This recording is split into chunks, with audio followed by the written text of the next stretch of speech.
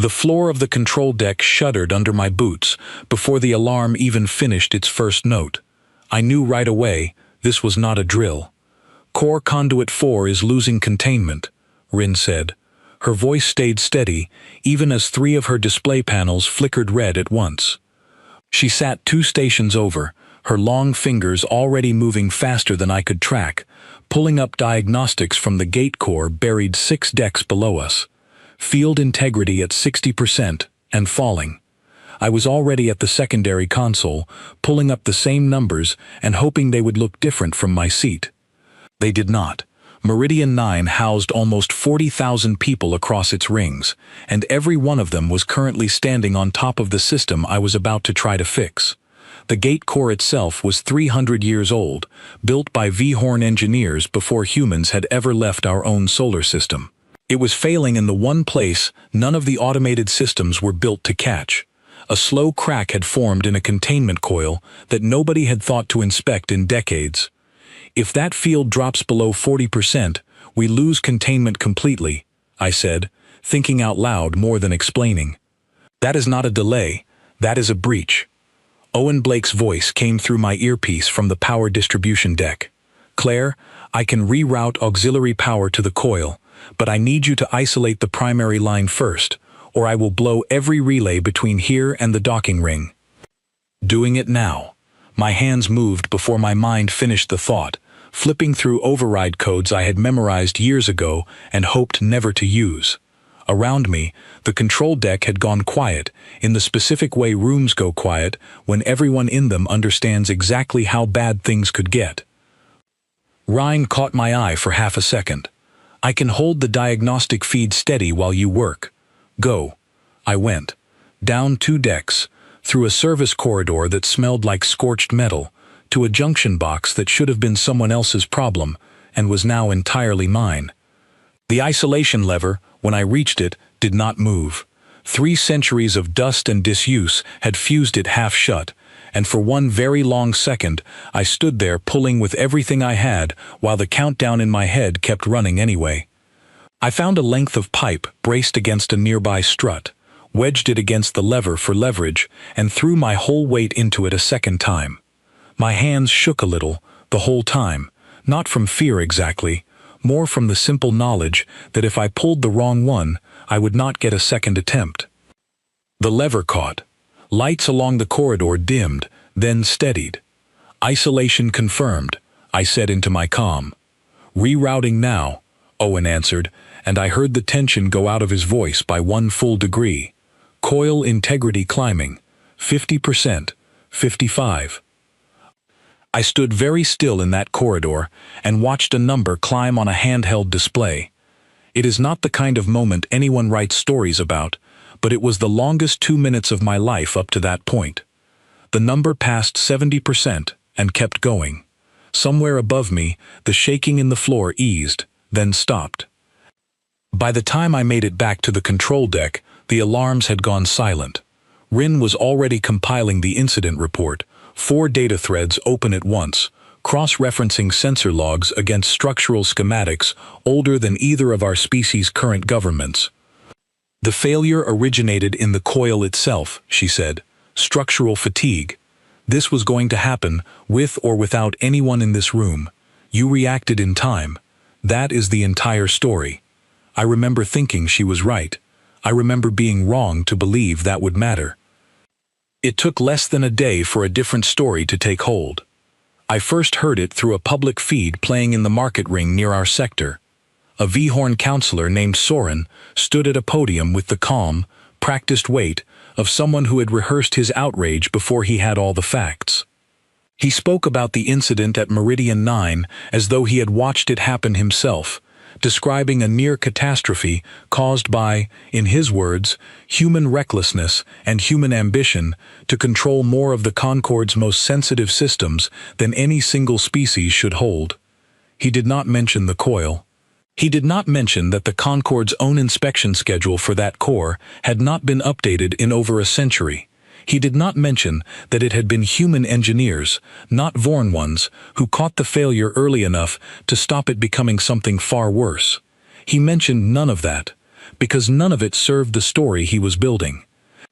"We welcome them as the youngest member of this Concord," Soren said, his voice carrying across the market ring, "and in return, they have made themselves indispensable to the very systems that could destroy us all. Ask yourselves, what kind of people work so hard to become impossible to remove?" I stood in that crowd longer than I should have, watching Vhorn and Ethek and Sal's faces turn toward the screen. I understood, with a cold and sudden clarity, that the truth of what had happened in that control deck was never going to be the thing that decided what happened next. Rin found me an hour later in the maintenance bay, still staring at nothing in particular. "The full technical report is filed," she said. "Every sensor log, every timestamp, it proves what actually happened." "It will not matter," I said. "He is not talking to people who want the truth. He is talking to people who are afraid, and afraid people do not ask for evidence. They ask for someone to blame." She did not argue with me, which frightened me more than if she had. I tried to fight it anyway. I requested a meeting with Elder Vantus, a Vhorn representative who had sat on 3 separate committees with human engineers over the years and had, more than once, called our work meticulous in front of witnesses. She agreed to see me, which I took as a good sign, until I was actually sitting across from her.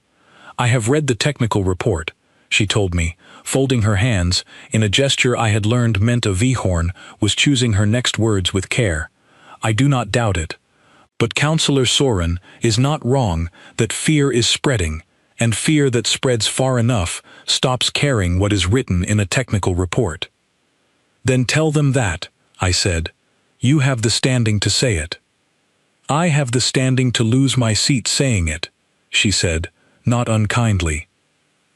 "And an empty seat helps you far less than you think it would."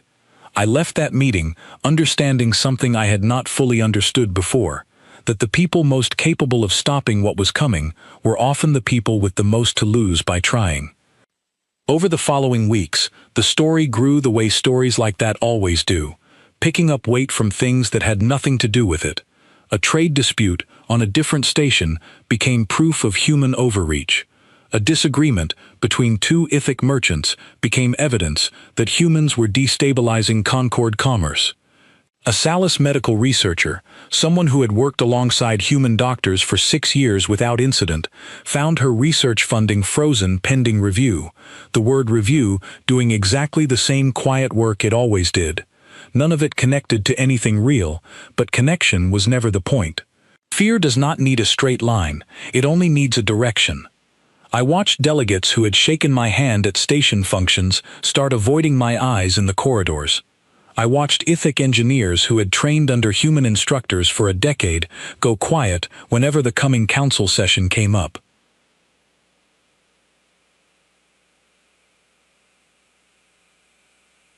Owen told me, in the flat voice he used when he was trying not to feel something, that 2 of his oldest Concord contacts had stopped returning his messages entirely. Rin kept working beside me through all of it. I never once saw her waver in front of others. But late one night, in an empty section of the control deck, she admitted that her own kind's shared network, the resonance all Ithic could feel moving between each other, had grown tense and uncertain in a way she had never felt before. "We do not know what we are supposed to think anymore," she told me. "For the first time since I can remember, the network itself is afraid." "What does that feel like?" I asked, because I did not know how else to ask. "Like standing in a room full of people you trust, and realizing none of you can agree anymore on which direction the door is," she said. The council session was called 2 weeks later, faster than any procedural session in Meridian 9's history, and closed to public attendance. Owen, Rin, and I sat instead in the small observation room reserved for department heads, watching the vote unfold on a delayed feed, unable to do anything but wait. The Vhorn delegation voted first, almost as one body, in favor of what the agenda quietly called separation. Only one Vhorn delegate abstained, an old engineer named Threll who had spent a decade training under human instructors, and even he would not vote against his own people, only refused to vote with them. The Salis delegation hesitated, their ambassador speaking at length about balance and caution, about recent unrest across 3 separate systems, about the political cost of appearing too closely tied to the species everyone now blamed for the instability. It was not conviction that moved her final vote. It was arithmetic, the same arithmetic that had already moved most of the room. In the end, enough of the Salis delegates broke toward fear to tip their vote the same way as the Vorn. The Ithic delegation was the only one that split cleanly down the middle, their shared network clearly divided in a way none of us had words for yet. It did not matter. The math had already decided the outcome before their half of the vote was even counted. The final tally appeared on the screen in plain, undecorated Concord script, the same flat, procedural typeface I had seen announce trade agreements and safety bulletins 100 times before, as if the system rendering the words had no idea what any of them actually meant for the people reading them. Humanity's membership in the Concord was suspended, effective immediately. All human personnel were to vacate Concord territory within 60 days. The Solgate, the only connection between our homeworld and everything the Concord had ever offered us, would be sealed at the end of that window and not reopened. I read the words 3 times, half expecting them to rearrange themselves into something less final. They did not. Beside me, Owen had gone very still, the particular stillness of a man doing math he did not want to finish. Nobody in that observation room spoke for a long moment. Rin was the one who finally broke the silence, and her voice was quieter than I had ever heard it. 60 days, she said, to undo 83 years. I did not have an answer for her. I only had the number on the screen, and the sound of my own pulse, and the sudden, sinking understanding that whatever came next, we would be facing it alone. 31 hours before the Sol Gate closed forever, I got word that 12 people were not going to make it. The message came from Ivy Sutton, her voice clipped and fast over the comm, the kind of fast that meant she had already tried every option available to her and none of them had worked. Claire, the transport crew rostered for Dock 11, never boarded. New exit inspection protocol. It is holding them at the secondary checkpoint, and the officer down there says he is following orders from the council office. I have tried everyone I know. Nobody will override it. I looked at the countdown clock mounted above my station, the one every human engineer on the station had learned to check the way other people check the time, and did the math without wanting to. 31 hours until the gate closed. The checkpoint delay Ivy described would burn through most of that on its own, and Dock 11's transport was scheduled for one of the last departure slots we had left. Who authorized a new checkpoint protocol 2 days before the deadline? I asked, already knowing the answer before I finished the sentence. Soren's office, Ivy said. Officially, it is a security review. Unofficially, everyone down here knows what it actually is. It was not hard to see the shape of it. 60 days had shrunk to 2, and somewhere in the final hours, someone had decided that a slow, procedural delay would look far cleaner than an outright refusal, and would still get the same result. 12 people, stranded on the wrong side of a checkpoint, missing the last window, left behind on a station that would no longer let them stay and no longer let them leave. 3 of them were maintenance apprentices I had trained myself, barely out of their first year. One was a mother traveling with a child too young to understand why everyone around her was suddenly in such a hurry. "I am coming down," I said. Owen caught up with me before I reached the lift, already half into his jacket. "You are not going alone." I was not planning to. The corridors toward the secondary checkpoint were more crowded than I had ever seen them, packed with the last wave of human personnel, moving crates, and children, and whatever pieces of a life could fit through a departure gate. A young engineer I recognized from the water reclamation team was carrying a framed photograph in one arm and a toolkit in the other, and I understood, looking at her, that most people had stopped being able to tell the difference between what counted as essential and what simply mattered. All of it moved under the watch of Concord security officers who mostly looked like they wanted to be anywhere else. A few of them met my eyes as I passed. most did not. One young Ithic trader, someone I had never met, pressed a bag of ration bars into Owen's hands as we passed his stall and would not take payment, would not even give his name, just shook his head and turned away before either of us could thank him. We reached the checkpoint to find exactly what Ivy had described. A tired-looking V-horn officer stood in front of a sealed gate, apologetic in the specific, helpless way of someone enforcing an order he did not agree with and could not refuse. Behind him, through a reinforced window, I could see the group waiting on the other side, a dozen faces I half recognized, sitting on crates because there was nothing left to do but wait. "I have my orders," the officer said, before I had even finished introducing myself. "Full manifest review before release. It has not been completed." "How long does a manifest review usually take?" He did not answer that, which was an answer in itself. Behind us, in the growing line of people funneling toward other checkpoints, someone called out that we should have left months ago and saved everyone the trouble. Nobody near them agreed out loud, but nobody told them to stop either, and I filed that particular silence away with all the others I had been collecting these last 2 weeks. I tried every channel I still had: station administration, the department liaison office, a general appeal to Concord regulation, quoted back at me by an officer who clearly knew exactly which regulation was being used against us, and by whom. None of it moved fast enough.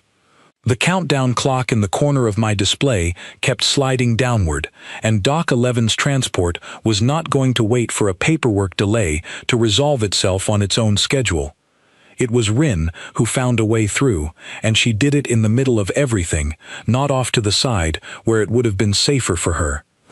She appeared at the checkpoint with a data slate already open, moving with the brisk, unbothered confidence of someone who belonged exactly where she was standing. "Manifest review complete," she announced, loud enough for the checkpoint officer to hear. "Filed under expedited clearance, Station Engineering Authority, Code 7. The officer hesitated. "I have not received that authorization." "You are receiving it now." Rin held the slate toward him, and I understood, watching her do it, exactly what she had just done. She had reached into the Ethic Resonance Network, the shared web of data and access that ran quietly underneath half of the station's systems, and pulled an old engineering override that had not been revoked yet, only because nobody watching for exactly this had thought an Ethic would use it on our behalf. If anyone traced it back to her, there would be consequences. She did not look like someone thinking about that. I thought about stopping her. I thought about it for exactly as long as it took the checkpoint gate to start sliding open, which is to say, not long enough to matter. The officer studied the slate a moment longer, then stepped aside. The gate opened. 12 people who had been sitting on crates for 6 hours were suddenly moving, gathering bags, calling to each other, moving through the checkpoint with the particular hurry of people who have just been told they are allowed to hope again. "Go," Rin said to me, already turning to walk in the opposite direction, back toward wherever she was supposed to be, before anyone noticed she had left it. "Doc 11's window closes in 40 minutes. Do not spend any of it thanking me." We ran. The station blurred past us. Familiar corridors made strange by how fast we were moving through them, past cargo pods already stripped of markings, and message boards still scrolling notices for a station that would not need them much longer. "You know Soren's people are going to notice what Rin just did," Owen said between breaths, not slowing down. "Probably," I said. And there is nothing I can do about that from here, except make sure it was worth it." Dock 11, when we reached it, had its own problem waiting. The transport's docking clamp had jammed halfway through its release cycle, an old mechanical fault that had been low on every maintenance list for months because nobody expected to need that particular clamp working perfectly ever again. Owen was already elbow-deep in the access panel before I had finished crossing the bay. "Manual release is fused," he said. "I can force it, but I need 30 seconds without vibration in the docking ring, and system control just told me the ring is mid-cycle for another ship." There was no time to find another way. Forcing a fused clamp with a docking ring still mid-cycle risked shearing the whole assembly, which would strand the ship at the dock permanently, but waiting for the cycle to finish on its own would cost us 6 minutes we no longer had. I opened a channel to ring control, my voice sharper than I meant it to be. "This is Fenwick, Engineering Authority. I need a 30-second hold on ring cycling, Dock 11, immediate." There was a pause just long enough to make my chest tighten before the response came back. "Hold granted. 30 seconds. Starting now." Owen forced the clamp with 11 seconds to spare. The transport lurched free of the dock, and the 12 people who had spent the last 6 hours believing they might be left behind were suddenly moving toward the gate, toward home, toward everything that had felt impossible 2 hours earlier. I watched their ship clear the ring from the observation window, and only then did I let myself feel how close it had been. There was no time to feel it for long. My own transport was scheduled for one of the very last slots, and somewhere in the last frantic hours, I still had to say goodbye to someone I was not ready to say goodbye to. I found Rin in the same maintenance bay where she had told me, weeks earlier, that her network had grown afraid. She was running a final diagnostic on a system that would not belong to any human hands after today, and she did not look up right away when I came in. "You are supposed to be at the gate," she said. "I have 11 minutes. "Then you should not have spent them coming to find me, Rin." She set the diagnostic slate down and finally looked at me, and for the first time since I had known her, I saw something in her expression that was not composure. "I cannot come with you," she said before I could ask. "Even if the council allowed it, which it will not, my network is here. It is not a place I visit, it is a part of what I am. I would not survive long severed from it, not the way you mean survive." "I know. I am telling you so you do not spend the next however many years wondering if you should have asked harder. I did not have a good response to that, so I did not try to give one. I will find a way to reach you," I said instead. "Somehow, I do not know how yet, but I will."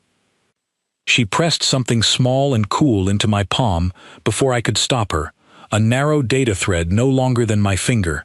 "A relay key," she said. "Old, low bandwidth, easy to miss if nobody is looking for it. It will not work as a conversation. It might work as a whisper, once in a while, if you are patient and I am careful." "Then I will be patient," I said. "I believe you," she said, and I understood that she meant it, and that belief and certainty were not the same thing, and that we were both choosing to live inside the gap between them, rather than look at it too closely. I did not know the customs of her people well enough to know what an ethek considered an appropriate goodbye, so I settled for the one I knew, and put my arms around her, carefully, the way you hug someone who is not used to being hugged. She went very still for a moment, and then, just as I started to pull back, her hand came up and gripped my shoulder, briefly, hard enough to mean something. There was a broadcast playing quietly on a side screen in the bay, a delayed feed from Earth that Owen had left running. In the last minute before I had to leave, I caught a fragment of it. A human diplomat I did not recognize was addressing what looked like a joint session of at least 4 different national delegations that had not shared a stage in living memory. He was talking about a unified transition authority, about pooling resources that 3 different governments had spent decades refusing to share, about supply lines that would need to be rebuilt from nothing within months rather than years.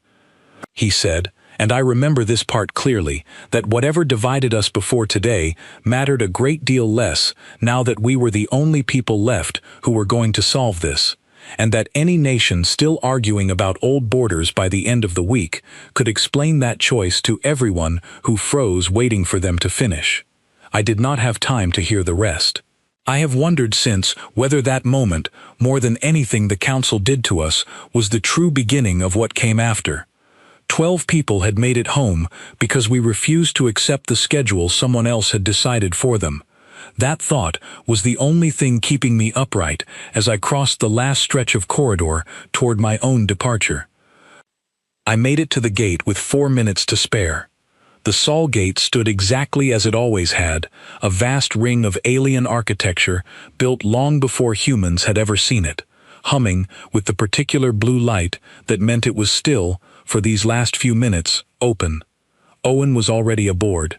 Behind me, the boarding ramp began its final retraction sequence, and ahead of me, through the gate's shimmering center, I could see the familiar distortion that meant the Sol system waited on the other side.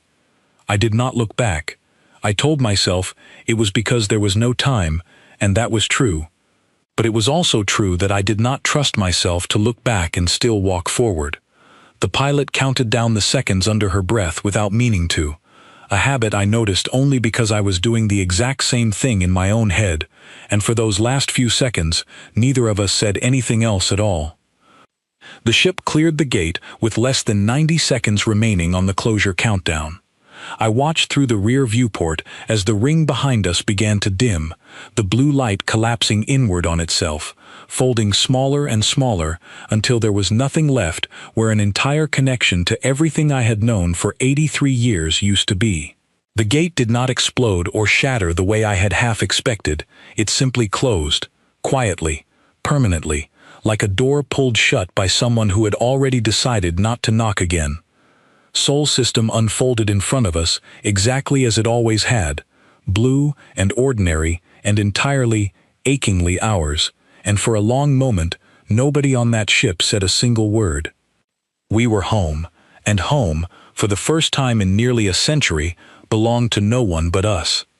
I hit the deck plating hard, both arms over my head, as something outside the hull tried to tear its way in. "Down to 12% power on the forward shield," Grace Doyle called from the pilot seat, not turning around, both hands full of controls that were never designed to be flown the way she was flying them. "They are not going away, Claire." 8 months after the Sol Gate sealed shut behind us, this was what independence actually looked like most days. Fast, loud, one bad decision away from disaster. Grace tried evasive maneuvers first, hard banking turns that used to work when the Korath ships were still testing us, still cautious. Not anymore. The Raider matched every turn a half-second faster than we could make it, and the shield display ticked down another 5% with each near miss. The ship rocked hard enough to throw loose cargo across the hold, and through the small viewport I caught a glimpse of the Raider vessel, fast and lean and unmarked, one of the Korath ships that had started appearing along the old Concord buffer routes in the last few months. Exactly the kind of routes that used to have a patrol presence and now had nothing at all.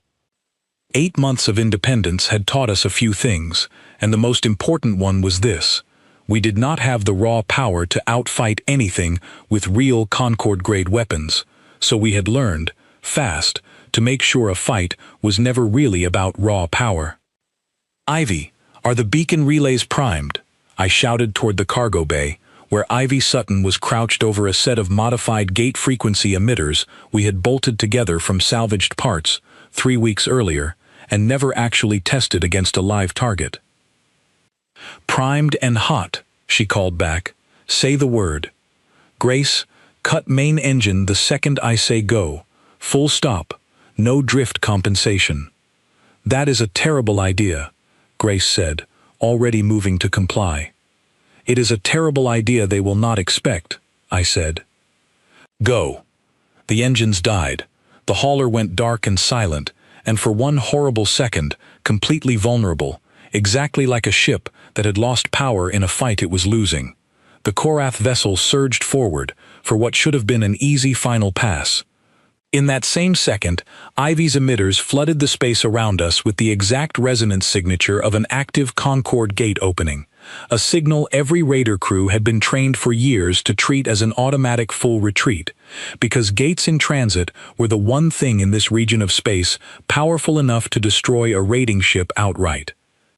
The Korath vessel broke off hard, peeling away in a maneuver desperate enough that I actually felt a flicker of sympathy for whoever was flying it, and did not slow down again until it was well outside weapons range. Nobody in the hold said anything for a moment. Then Ivy let out a breath that was somewhere between a laugh and a sob. "It worked. It worked because they do not know we cannot actually do that yet," I said. It will not work twice. Grace cut the engines back in properly, once we were clear, and for a few minutes, the loudest thing in the cockpit was the hiss of the hull trying to reseal itself around the breach. Ivy sat on the floor of the cargo hold afterward, knees pulled to her chest, not crying exactly, just breathing in the specific, ragged way people breathe when their body finally gets permission to feel what it had been too busy to feel a few minutes earlier. Grace, for her part, ran a full diagnostic on the shield array twice, checking numbers that had not changed between the first check and the second, because some people process fear by sitting still with it, and some people process it by making their hands do something useful, and Grace had never once in 8 months been the sitting still kind. Nobody said much. There was not much to say that the silence was not already saying better. We limped back to the relay station with our shields nearly gone and our hauler venting a thin trail of atmosphere from a hull breach in the aft section, but we made it back, and that was the measure we had all learned to use now. Not whether something went perfectly, whether we were all still breathing at the end of it. Daniel Pierce was waiting for us at the relay station's dock, leaning against a support strut with the particular patience of a man who had learned not to worry until there was something concrete to worry about. He ran cargo along routes most people considered too dangerous or too far outside official channels to bother with, which made him, since the gate closed, one of the very few people who still occasionally heard anything from the other side of what used to be Concorde space. "Rough trip," he said, watching the hauler's damage report scroll past on a handheld display. "Rough is generous." I stepped down onto the dock, my legs still unsteady from the drop in gravity compensation during the fight. Korath again, 3rd time this month along that route. "You keep flying that route. One of these days Rough is going to turn into something else," Daniel said, not quite looking at me when he said it. "We keep flying it because it is the only route that still reaches the relay towers those farms depend on," I said. "Somebody has to." He did not argue the point. He had heard the same argument from me often enough by now to know it was not really up for debate. "They are getting bolder," Daniel said instead, "and they are getting that way fast. I picked up some chatter on my last run that you are going to want to hear, and none of it is good." He led us into the relay station's small common room, where the coffee was bad and the chairs did not match, and nobody had bothered to fix either problem because there had never been time. Outside the small window behind him, 3 more haulers sat docked and being patched by crews working in shifts around the clock, because there were never enough hands and never enough parts, and always, somehow, another ship that needed to fly again by morning. He set a small data unit on the table between us. "This came from a contact of mine," he said, "an ethec trader named Osa.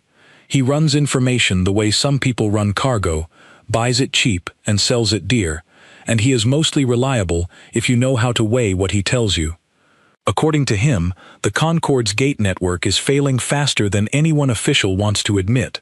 Not everywhere, but enough places that trade between systems is getting slower, less predictable. Osa says 2 of the older relay hubs went fully dark last month, and nobody has fixed them, because nobody left in the Concorde actually knows how anymore."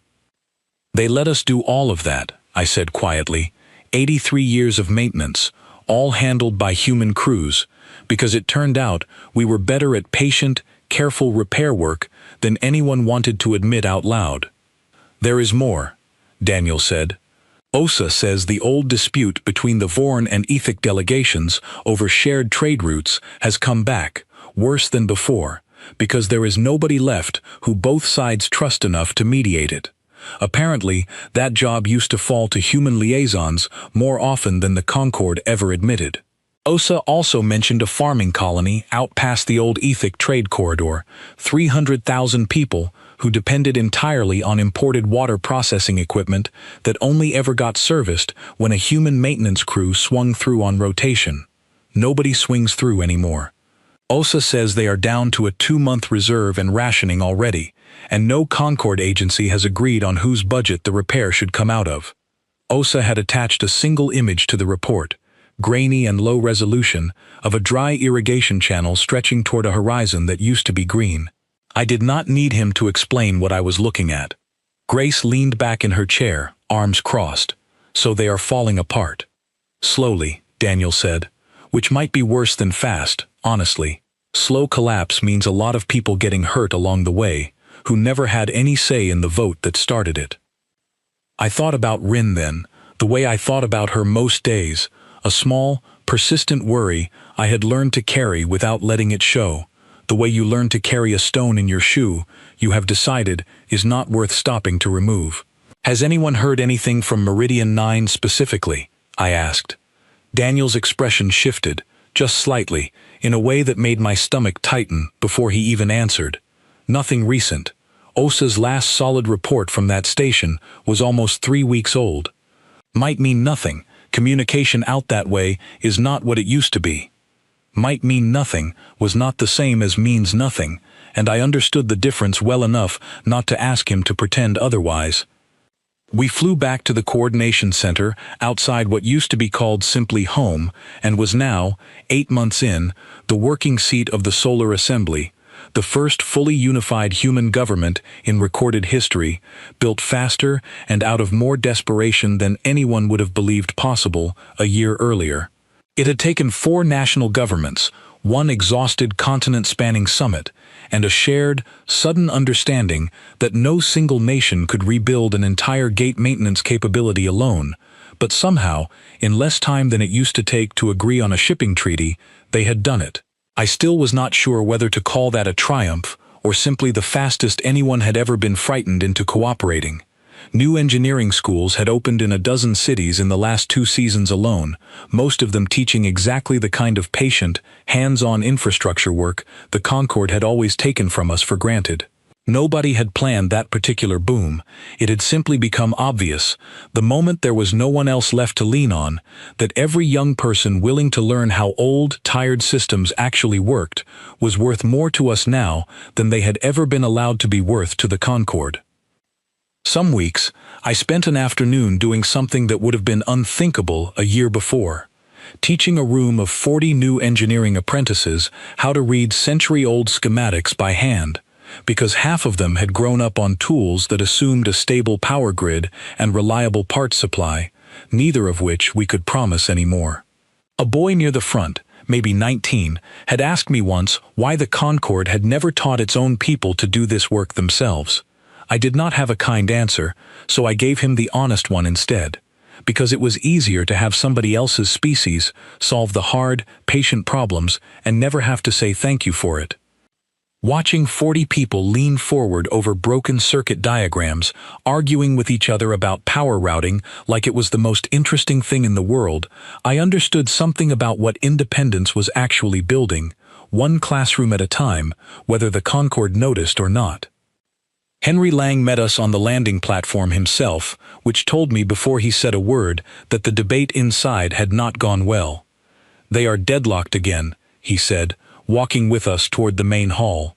Half the assembly wants to keep our heads down, build up what we have, and let the Concorde handle its own mess, since it was the Concorde that voted us out of helping. The other half thinks that is exactly the kind of thinking that got us cast out of every good thing we might have built together in the first place. What do you think? I asked him. Henry was quiet for a few steps. I think it does not matter yet what any of us think, because nobody out there has actually asked us for anything. Until they do, this is all just an argument about a door nobody has knocked on. Inside the hall, the debate was exactly as loud and exactly as unresolved as Henry had promised. One delegate stood and argued that helping the Concorde now, after everything, would only teach them that humanity could always be counted on no matter how badly it was treated. Another rose right after her and argued the opposite, that turning away from people in genuine danger, even people who had wronged us, was not the kind of nation any of them wanted to build out of this.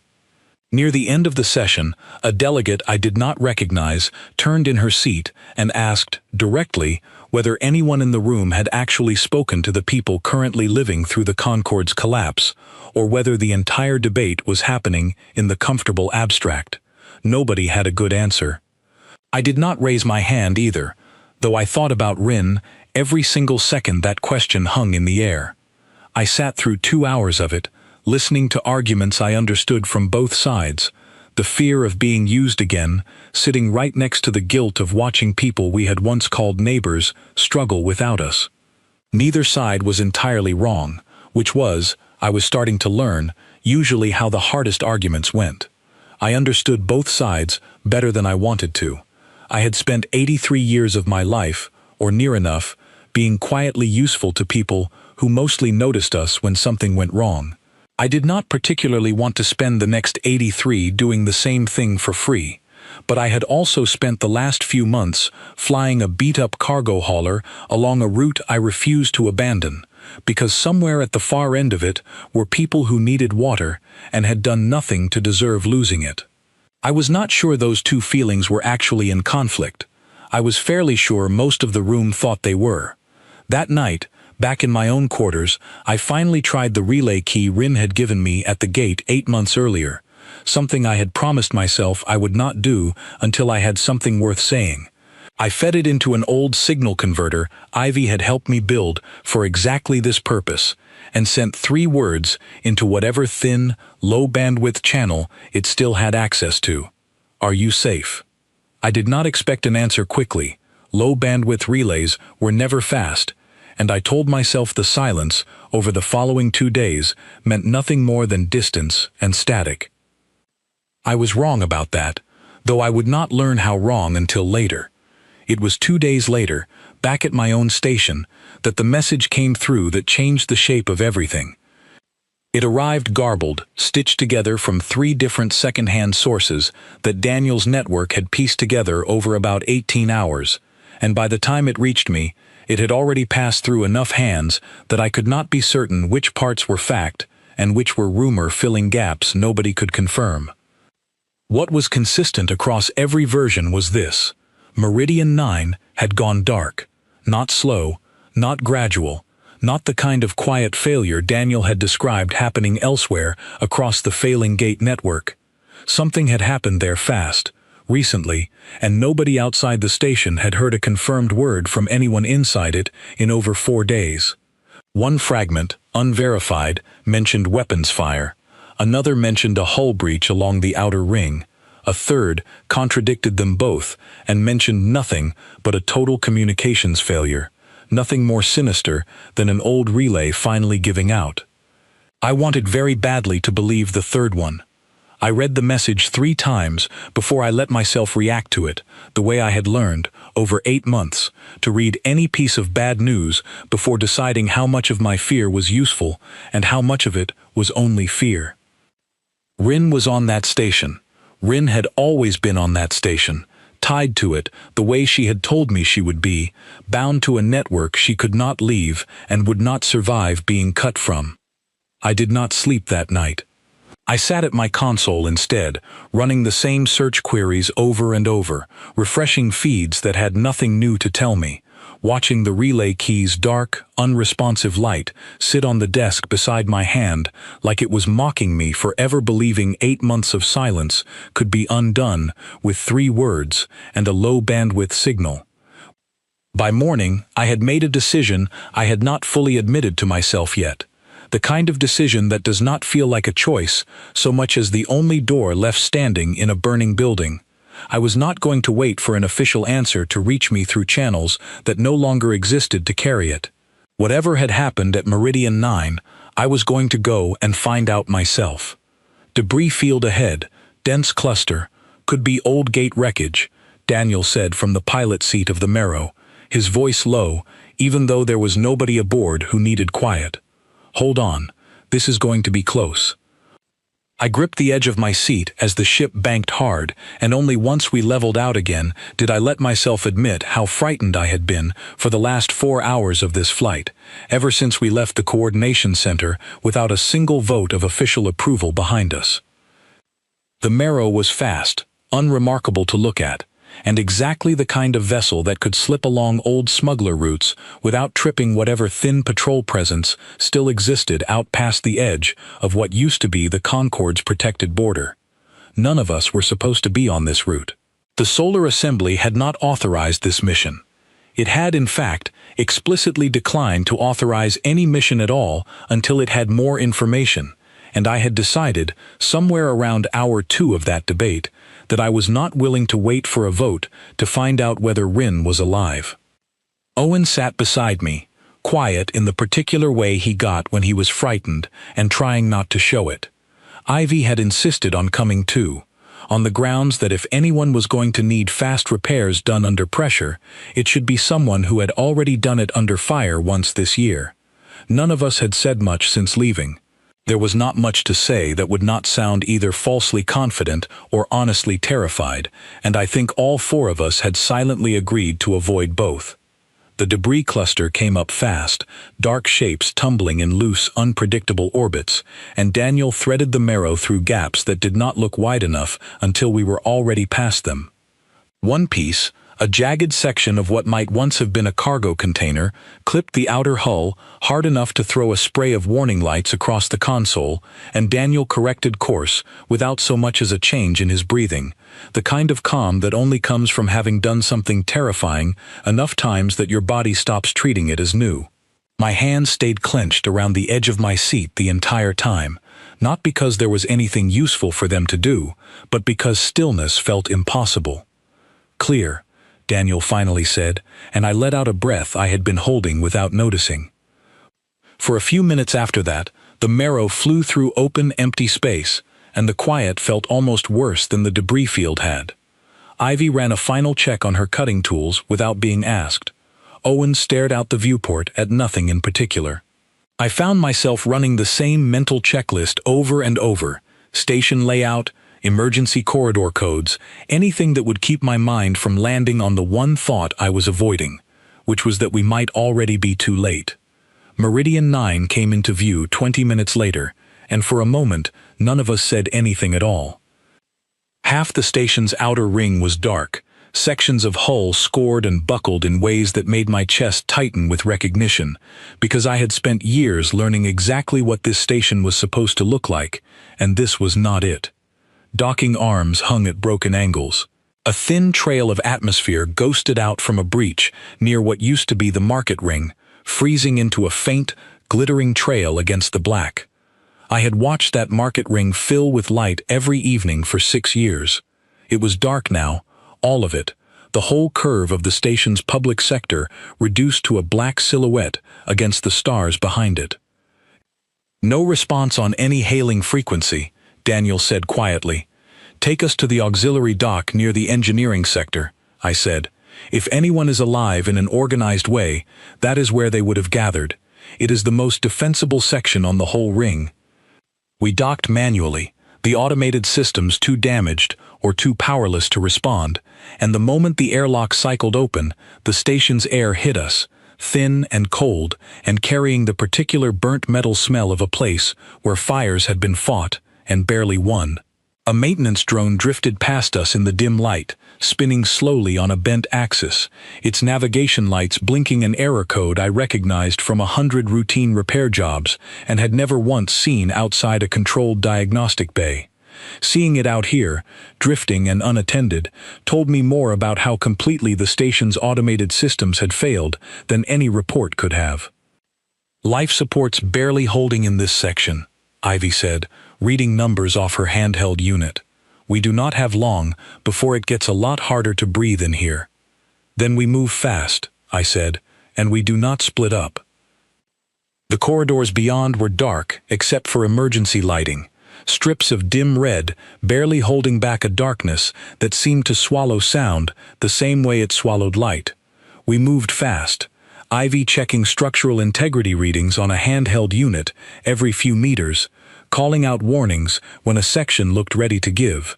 Halfway down one stretch of corridor, a support strut groaned somewhere above us and let go without warning, and only Owen's hand closing hard around my shoulder, pulling me back a full step, kept a curtain of falling debris from landing exactly where I had been standing a half-second earlier. Nobody said anything about it. There was no time to. Near a junction marked for station-wide emergency coordination, we passed a bank of comm terminals still looping a recorded message on automatic repeat. 3 different Concorde agency seals rotating across the screen, while a flat automated voice explained that responsibility for interstation emergency response was currently under review, pending clarification of jurisdictional authority. It had clearly been looping for days. Nobody had bothered to turn it off, possibly because nobody was left nearby to hear how it sounded. We found survivors before we found Rin, a small huddle of Ithic and Salus engineering staff sheltering in a sealed section near what had once been the primary control deck, working by portable light to keep a failing life support loop from collapsing entirely. Their leader, an exhausted Salus engineer, looked at us with an expression I recognized because I had worn it myself 8 months earlier, the specific look of someone who had stopped expecting help to arrive. "You are human," she said, as though she needed to say it out loud to believe it. "We are looking for an Ithic engineer named Rhine," I said. "Please, do you know where she is?" The Salus engineer's expression shifted, and she pointed down a corridor sealed almost entirely by collapsed support struts. Trapped, when the strike hit the resonance relay chamber, we could not clear the debris and hold this section at the same time.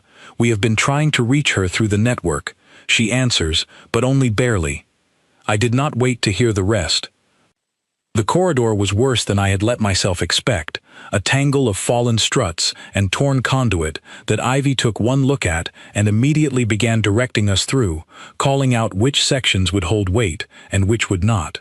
Somewhere past the worst of it, we found the sealed chamber, its door jammed half open by a fallen support beam, and through the gap, in the faint glow of a single working panel, I saw her.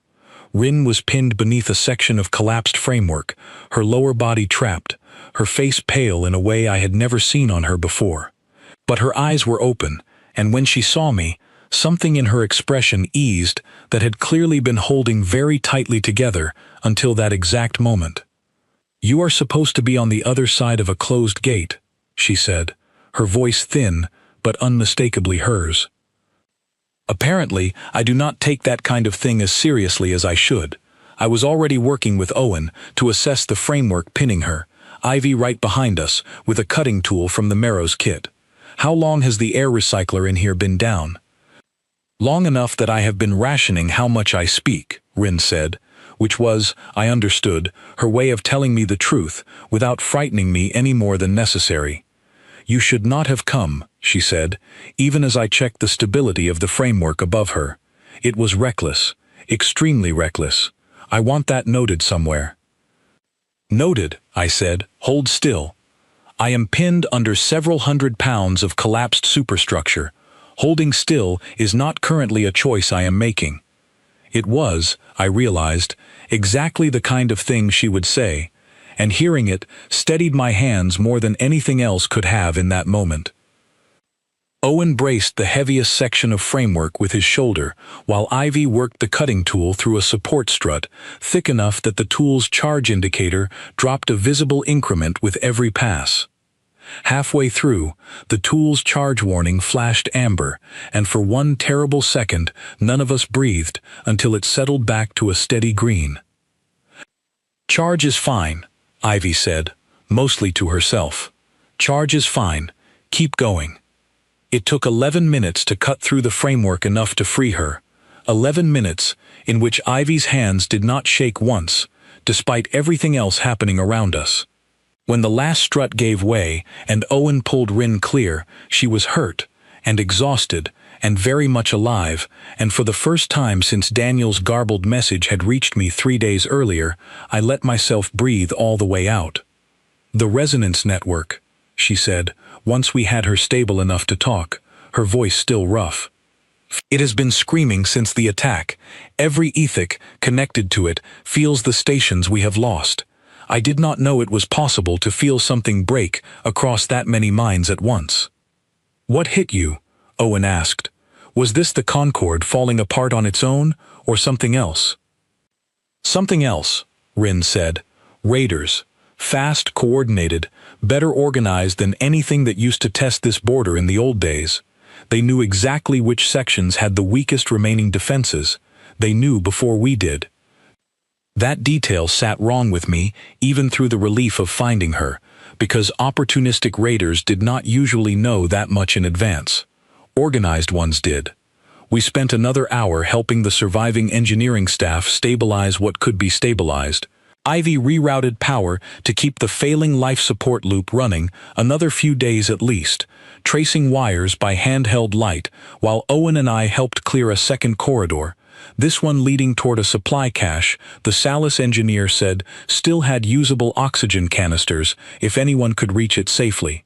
In that hour, I heard enough fragments from enough frightened, exhausted people to understand the shape of what Daniel's information network had only sketched in outline.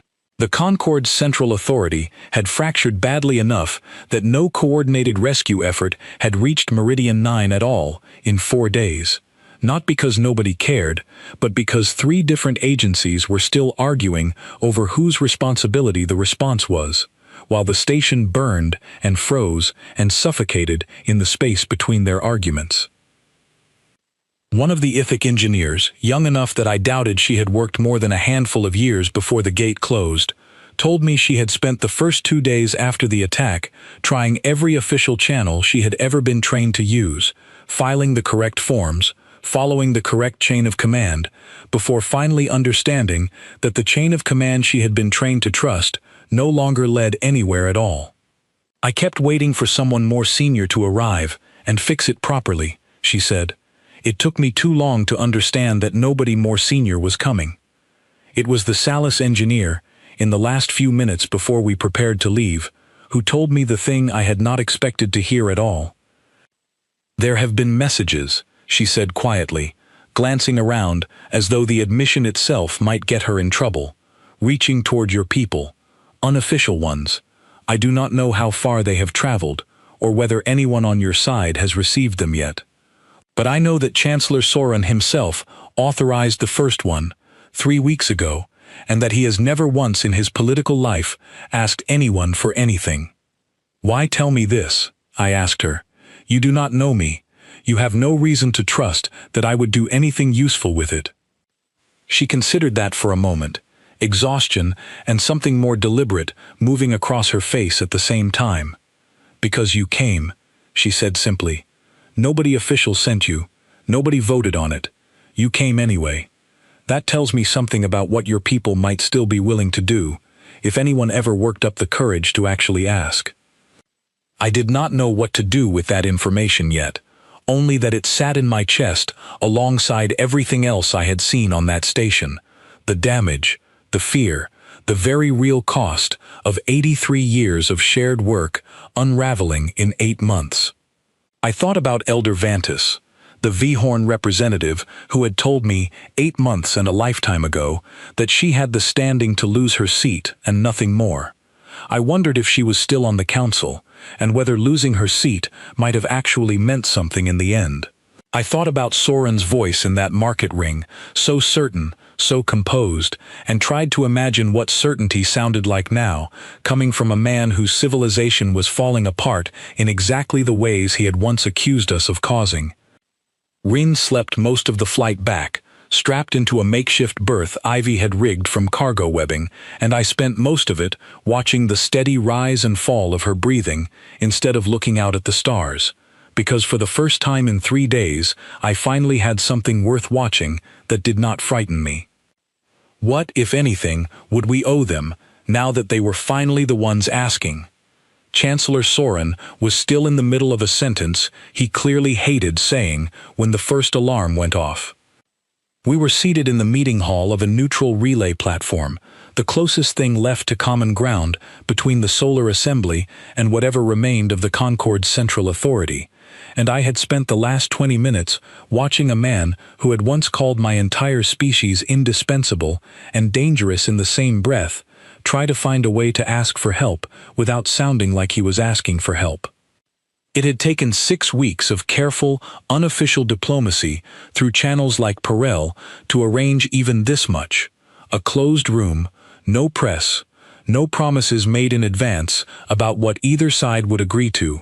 Soren had insisted on delivering his opening statement personally rather than letting an aide read it into the record, which Henry Lang had told me, quietly, was itself a kind of concession, because a man like Soren did not usually choose to be present for his own discomfort.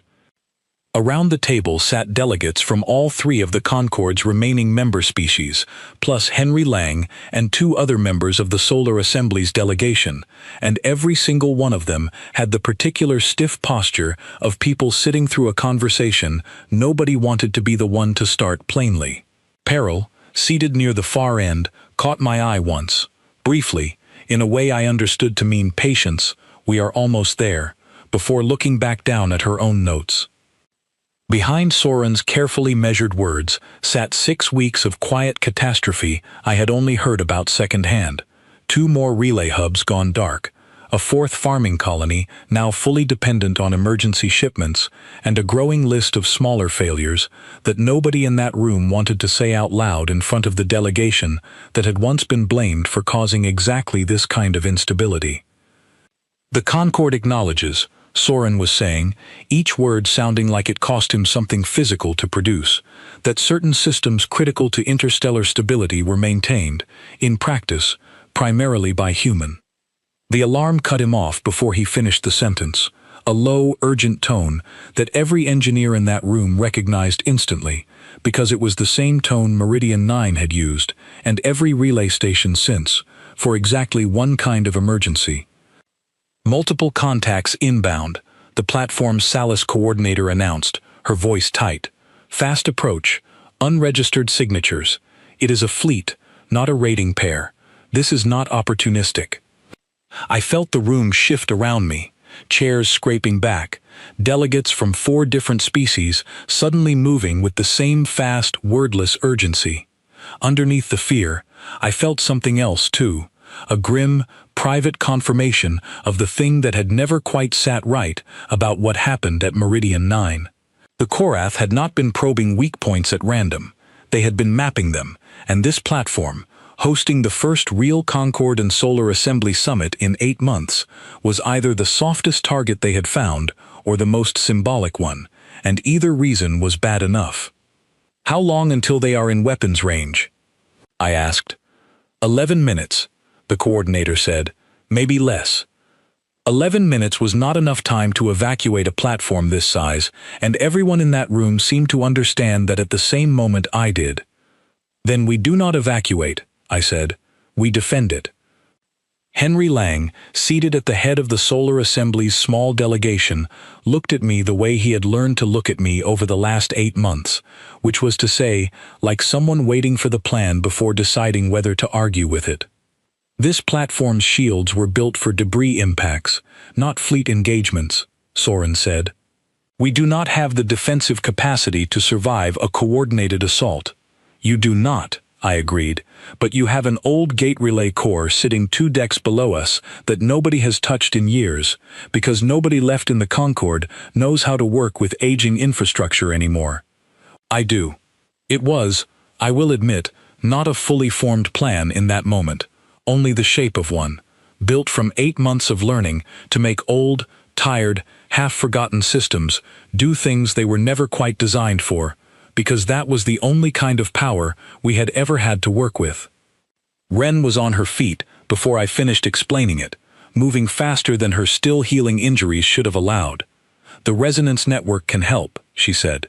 "If I can reach the other ITHEC engineers still stationed here, we can share targeting data across every remaining defense system on this platform in seconds, faster than any manual channel could manage it." "Do it," I said, and she was already moving. Around us, the meeting hall emptied in a controlled scramble. Delegates who moments earlier had been arguing over trade clauses now running toward defense stations they had clearly trained for and hoped never to use.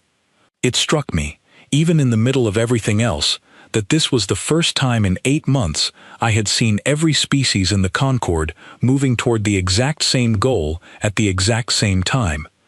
One older V-Horn delegate, a woman I did not know, paused just long enough to help a younger ITHEC aide, who had frozen mid-step, gently turning him by the shoulder toward the nearest defense station and saying something too quiet for me to hear. It was such a small thing, I noticed it anyway. What followed was the strangest 11 minutes of my life, a blur of overlapping voices and shaking hands and decisions made faster than any of us had time to be afraid of them. Owen and Ivy went to the relay core with me, stripping access panels that had not been opened in over a decade, coaxing a system built for gentle, routine gate stabilization into something it had never been designed to do, flooding the space around the platform with the same raw distortion field a gate gives off in the half-second before it opens, a field that scrambled fine sensor calibration for any ship caught inside it. None of the safety interlocks were designed to allow what I was about to ask the core to do, which meant bypassing 4 separate systems by hand, each one requiring a different, half-remembered override sequence, while Ivy called out remaining time in 30-second increments from the doorway. My hands remembered the codes faster than my mind did, muscle memory built from a lifetime of exactly this kind of work, and I was grateful, in that moment, for every tedious hour of training that had ever felt like it was teaching me nothing new. Rhine's network hummed with activity I could feel even without being connected to it myself. Ithic engineers across the platform pooling every scrap of targeting data they had into one shared picture, sharper and faster than any single crew could have built alone, ready to feed corrected firing solutions straight into the platform's remaining defense batteries the moment the distortion field went up. Peril, the Salis ambassador who had quietly reached out to me more than once over the past 8 months, when nobody official was willing to, worked the platform's shield generators alongside her own engineers, buying seconds that mattered more than any of us wanted to admit. The Korath fleet hit visual range at the 9-minute mark, sleek and fast, and far more numerous than the raiding pair I had faced 8 months earlier, and for one long, cold second, I understood exactly how badly this could go. For a moment, watching that many hostile signatures resolve into individual ships on the display, I lost the thread of the plan entirely, my mind going blank and white the way it sometimes did in the half-second before the worst kind of decision. Owen's voice pulled me back. "Field's ready," Owen called out. "Claire, it will blind their fine targeting, but it will blind some of ours too. Whatever shots we take after this, we take on Round's network calling it, not our own scopes." "Then we trust the network," I said. "Round, on my mark." "Ready," she said. Now. The core convulsed, more felt than heard, a deep shudder that traveled up through the deck plating and into the soles of my boots, not unlike the tremor that had started all of this 8 months and one entire lifetime ago on a different station. It let go of 8 decades of careful, gentle calibration in a single uneven pulse, and for a handful of seconds, every fine sensor within range of the platform, ours and theirs alike, went half-blind. It should have been an even trade. It was not, because only one side of that fight had a shared network of engineers stitching together every remaining scrap of positional data by feel and instinct and trust in each other, fast enough to keep firing anyway. The lead ships broke formation first, not all of them. Enough. 3 Korath ships peeled away entirely, engines flaring bright as they reversed course. 2 more hesitated a half-second too long, caught in the scrambled space between committing to the attack and retreating from it, and that hesitation was exactly what Rin's network had been waiting for. The ones that hesitated gave the platform's remaining defense batteries, guided now by Rin's network faster and more precisely than any single crew could have managed alone, exactly the opening they needed. It was not a clean victory. 2 of the platform's outer docking arms took direct damage before it was over, and I heard, afterward, that a V-Horn defense crew on the lower ring had been hurt badly enough to need real medical attention, though thankfully nothing worse than that. But the fleet broke. It scattered, and it did not come back, at least not that day, and when the last hostile signature finally dropped off the platform's sensors, the silence that followed felt different from every silence I had sat through in the 8 months before it. Ivy found me a few minutes later, her hands still faintly scorched from the access panel work, and did not say anything at all, just sat down heavily on the deck beside me and leaned her head back against the bulkhead. Owen joined us a moment after that, sliding down the wall until he was sitting too, and for a little while the three of us just sat there together in a stretch of corridor, still faintly smelling of overheated wiring, not talking, not needing to. Grace found us last, having spent the entire 11 minutes flying escort for a damaged supply shuttle caught outside the platform's shields when the fleet arrived, and she dropped to the floor beside Ivy without a word, still in her flight suit, one hand shaking slightly as she finally let it rest. Chancellor Soren found me afterward in that same corridor, still catching my breath, my hands still faintly trembling from the last half hour. I found a wall to lean against and let myself shake for exactly as long as I thought I could afford to, which was not very long. Reports were already coming in over my comm, damage assessments, injury counts that were mercifully short, engineers across the platform asking what to check next. There would be time to feel the full weight of the last 11 minutes later. There was not time yet. "You did not have to do that," Soren said. It was not quite a thank you, but it was closer to one than I had ever heard from him. "No," I agreed, "we did not." He was quiet for a moment, and when he spoke again, some of the practiced political weight had gone out of his voice, leaving something plainer underneath it. 8 months ago, I stood in front of my own people and told them you were the danger. I have spent every month since, watching what actually happens to a civilization when the people who quietly held it together are gone. He paused. I do not know how to undo that speech. "You do not undo it," I said. "You just do not give another one like it."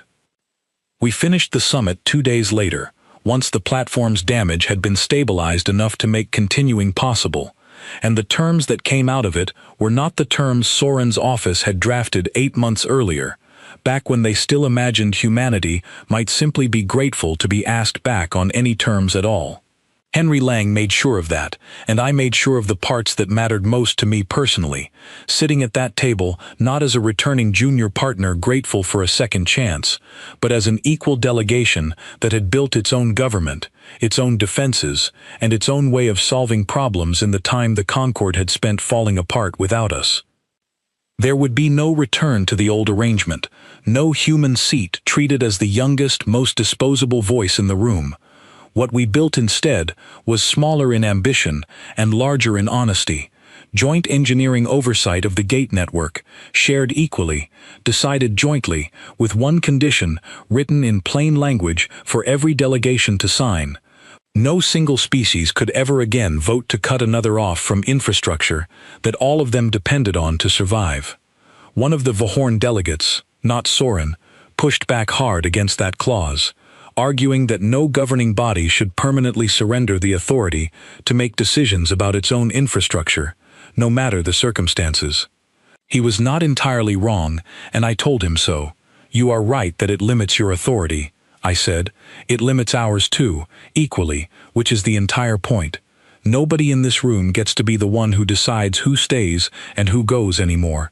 Not you, not us. That is what nearly destroyed both of us the first time." He did not have a response to that, or if he did, he chose not to give it.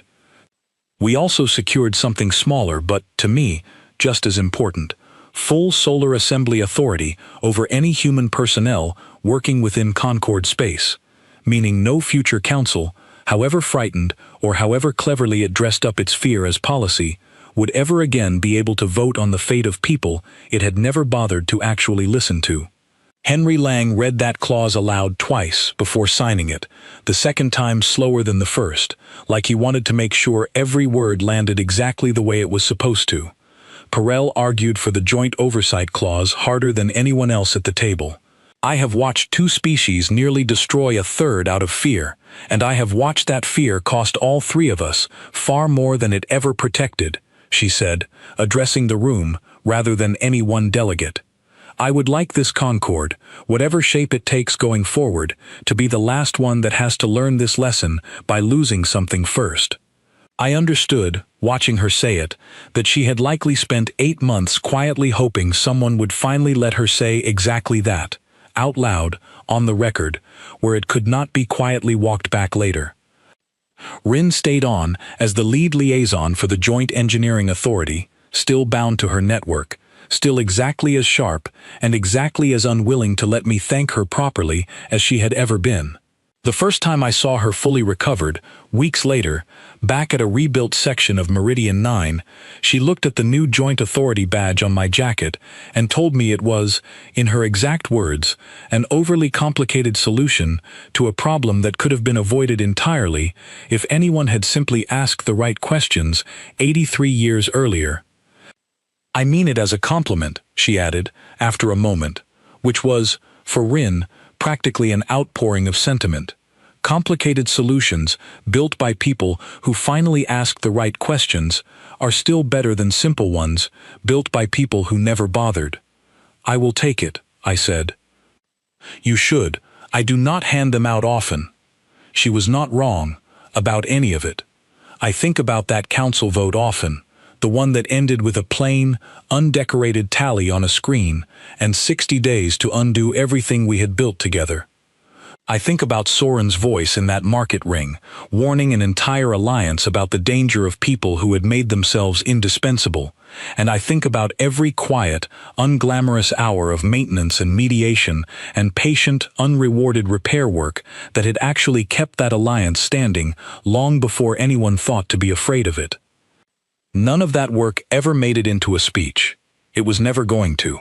Nobody builds a rousing address out of routine coil inspections and patched relay towers and the 1,000 small, unglamorous kindnesses that keep a civilization breathing on an ordinary Tuesday. But I have come to believe that the quiet, unglamorous work is the only kind that actually holds anything together, and that every civilization, ours included, is one bad vote away from finding that out the hard way. I do not know if the Concord will remember that lesson in another 83 years, once the memory of this particular collapse has faded into old case studies and cautionary lectures nobody quite believes could happen to them. I am not certain we will remember it either. But the clause is written now, signed by every delegation at that table, and a written thing is harder to quietly forget than a feeling ever was. They cast us out to protect a civilization they believed they had built entirely on their own. They never once stopped to ask who had actually been holding it together,